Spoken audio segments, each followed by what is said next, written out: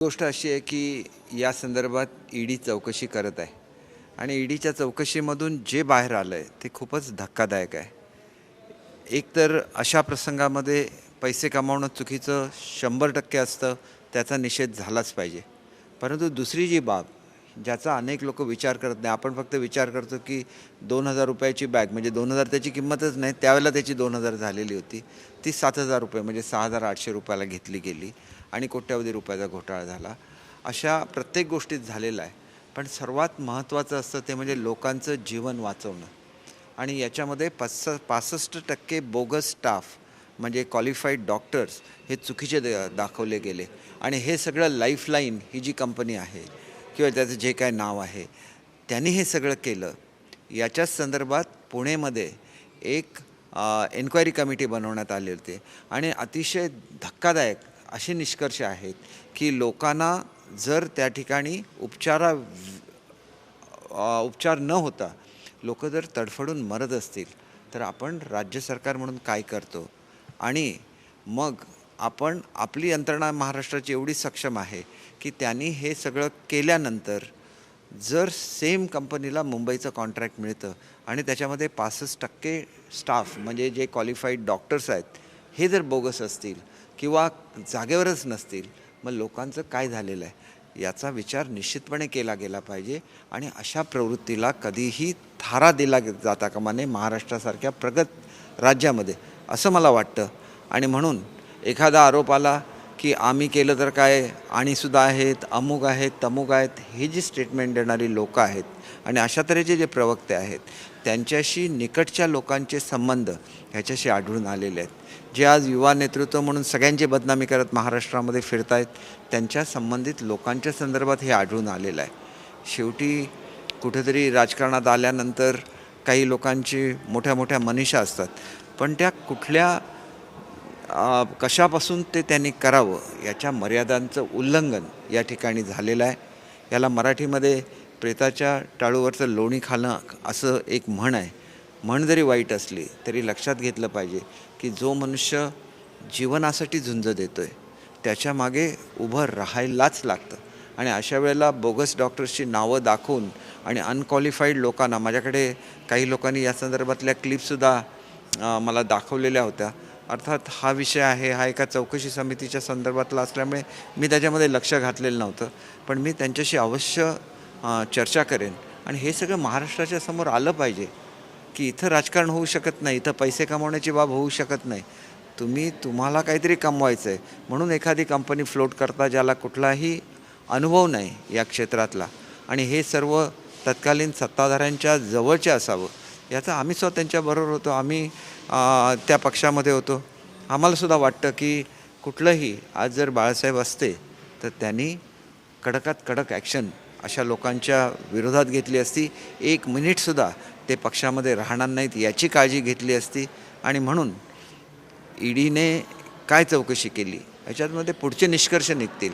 परंतु याच्या बाबतीत तर मला खात्री आहे की अशा तऱ्हेच्या क्लिप्स आहेत आणि ह्या क्लिप्ससुद्धा महाराष्ट्राच्या समोर आल्या तर मग ह्या लोकांचं खरं स्वरूप हे महाराष्ट्राच्या समोर येईल. याचा अर्थ आपण असा आरोप लगावत आहे की उद्धव ठाकरे, आदित्य ठाकरे यांनी प्रेताच्या टाळूवरची लोणी खाल्ली. मी त्यांचं काय नाव घेतलेलं नाही आहे. याच्यामध्ये जी लोक सहभागी असतात त्यांनी प्रेताच्या, ही एक म्हण आहे, ही म्हण कशासाठी आहे की मनुष्य दुःखात असताना त्याच्याबद्दल काहीही करता नये, ही संस्कृती महाराष्ट्राची आणि ती संस्कृती भारताची आहे.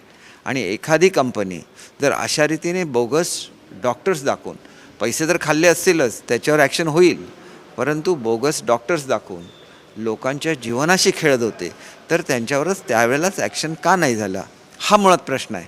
आणि मग आम्ही काहीतरी विशेष कामगिरी केली असं जर म्हणणं असेल तर मग ह्या लोकांचे जीव का वाचवण्यात आले नाही, एवढाच माझा प्रश्न आहे. तुम्ही एवढे आरोप करताय परंतु मी आरोप करत नाही आहे. या क्लिप्स अस्तित्वामध्ये आहेत.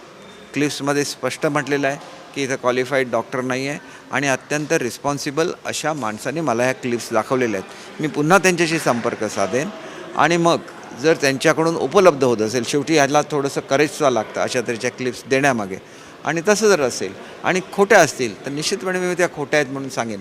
पण मी जे माझ्या डोळ्यांनी बघितलेलं आहे, पण मी काय माझ्या ताब्यात घेतल्या नाही, हे मी 100% माझ्या डोळ्याने बघितलेली ही वस्तुस्थिती आहे.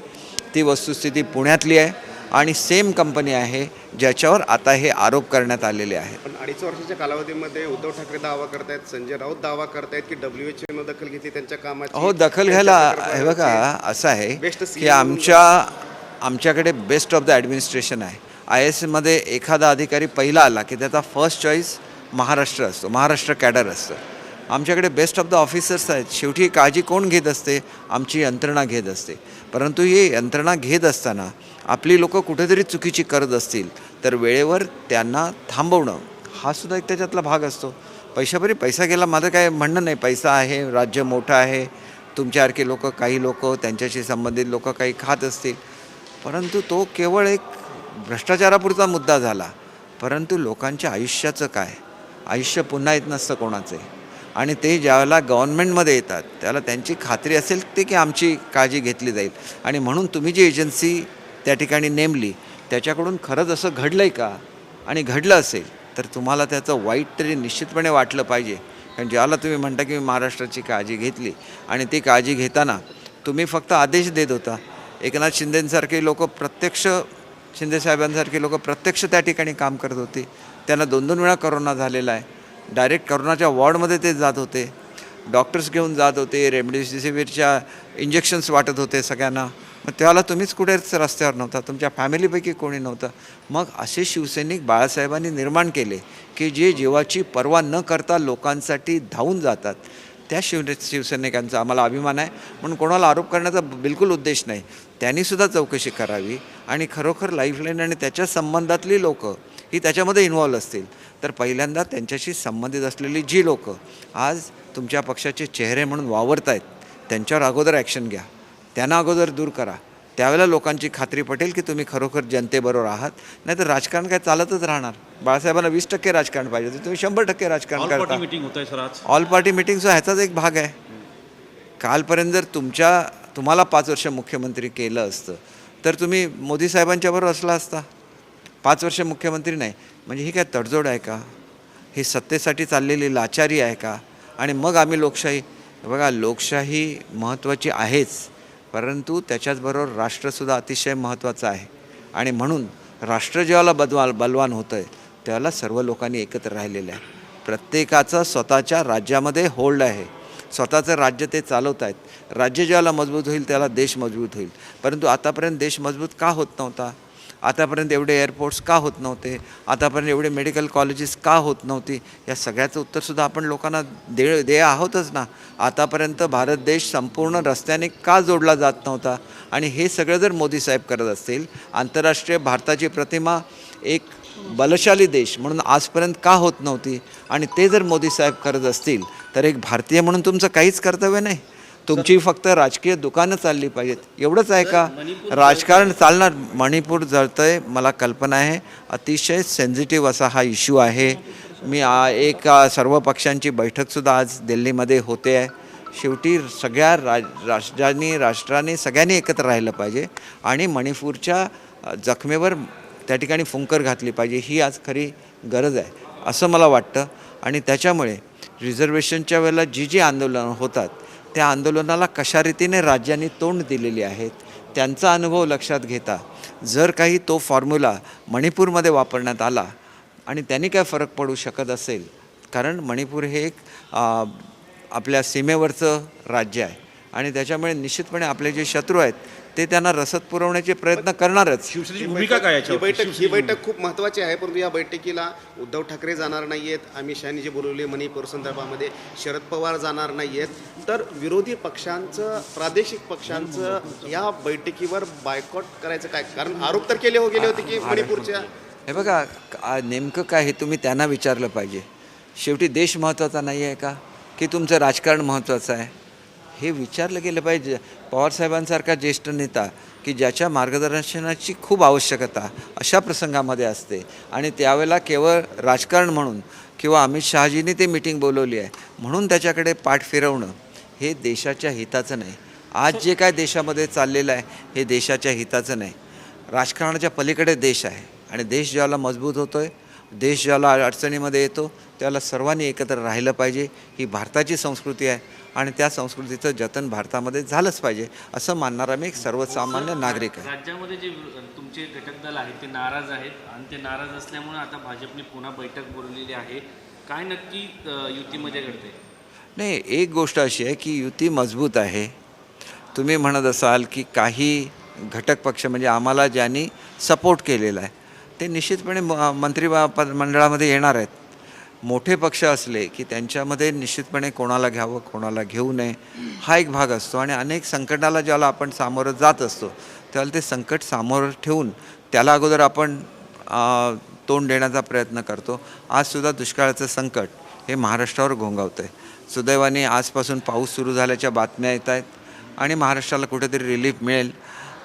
ह्या चांगल्या ज्या पावसाच्या परिस्थितीमध्ये निश्चितपणे मंत्रिमंडळाचा विकास होणार आहे, विस्तार होणार आहे हे मुख्यमंत्री महोदयांनी जाहीरच केलेलं आहे. त्यामुळे लवकरात लवकर तो घडेल आणि ह्या तात्पुरत्या नाराजी असतात ह्या नाराजी दूर होते. सर, शिक्षण विभागाने एक निर्णय घेतला आहे, आता 5वी आणि 8वीसाठी वार्षिक परीक्षा होणार. तो काय निर्णय आणि तो कशासाठी घेतलेला आहे? हे बघा, शिक्षणाची जी क्वालिटी सुधारायची असते त्याच्यामुळे परीक्षा हे एक माध्यम असतं मुलांचे असेसमेंट करण्यामध्ये आणि हा निर्णय केवळ महाराष्ट्राने घेतला आहे असं नाही तर केंद्राने तो निर्णय घेतलेला आहे. या ज्यावेळेला परीक्षा होतात आणि एखादा मुलगा नापास झालेला असेल तर लगेच 2 महिन्यामध्ये त्याची परीक्षा घेतली जाईल, त्याला संधी दिली जाईल आणि तरी तो जर सुधारू शकला नाही तर त्याच्या शिक्षणावर जास्त कॉन्सन्ट्रेशन केलं जाईल. शेवटी मुलं हुशार बनली पाहिजे, देशाचा आधार बनली पाहिजेत आणि त्याच्याचबरोबर त्या मुलांना च्या हाताला कामसुद्धा मिळालं पाहिजे. असं नाही नवं शैक्षणिक धोरण आहे आणि त्याच्यामुळे व्यावसायिक शिक्षण किंवा ज्याला आपण स्किल डेव्हलपमेंट म्हणतो त्याला खूप स्कोप हा नवीन शैक्षणिक धोरणामध्ये आहे आणि नवीन शैक्षणिक धोरणामध्ये जे अनेक नवीन उपक्रम राबवले जातात त्याच्यापैकी हा एक भाग आहे. Sir, thank you. अजित प्रदेशाध्यक्ष पद दिलं जाण्याची शक्यता आणि धनंजय मुंडेंकडे विरोधी पक्षनेतेपद येणार आहे, त्यामुळं तगडा अशी विरोध. चर्चा आहे. एक आहे तसं केलं तर जी मागणी OBC प्रदेशाध्यक्ष करा ही जी मागणी आदरणीय भुजबळ साहेबांनी केलेली आहे. शेवटी एक छोटंसं काहीतरी मागितलं अजितदादांनी तरी ते त्यांना कसं दिलं जाणार नाही याची जी काळजी घेतली गेलेली आहे आणि त्यांचे पंख छाटण्याचे जे प्रयत्न महाराष्ट्रामध्ये चालू आहेत त्याच्यामुळे आमच्यासारखे त्यांच्या पक्षात नसलेले परंतु दादांवर प्रेम करणारी लोक आहेत यांना दुःख होतं. सर, तुमचे सहकारी भाजप पक्ष आहे, त्यांनी BRS आता महाराष्ट्रामध्ये पाय पसरू बघतंय. BRSनं पंकजा मुंडेंना मुख्यमंत्रीपदाची थेट ऑफर येईल कारण इतक्या दिवस पंकजा मुंडे नाराज असल्याची चर्चा होते. या सगळ्याकडे तुम्ही कसं होतं? हे बघा, असं आहे की महाराष्ट्र म्हणजे कोणाला आंदण दिलेला नाही. महाराष्ट्राची स्वतःची एक संस्कृती आहे. बाहेरच्या लोकांनी येऊन महाराष्ट्राचा कसा विकास व्हावा किंवा आम्ही हे केलं आम्ही ते महाराष्ट्रामध्ये करून दाखवू एवढं ते सोपं नाही. महाराष्ट्राची साईज बघा. नुसतं मी शिक्षण मंत्री असलो तर आमच्याकडे 2,20,00,000 मुलं शिक्षण घेत असतात. ते एखाद्या मोठ्या युरोपियन देशाच्या एवढं मोठं राज्य आहे ते आणि आम्हाला कोणी सामाजिक ह्याच्याबद्दल शिकवू नये. सामाजिक क्रांतीची भूमीच महाराष्ट्र आहे.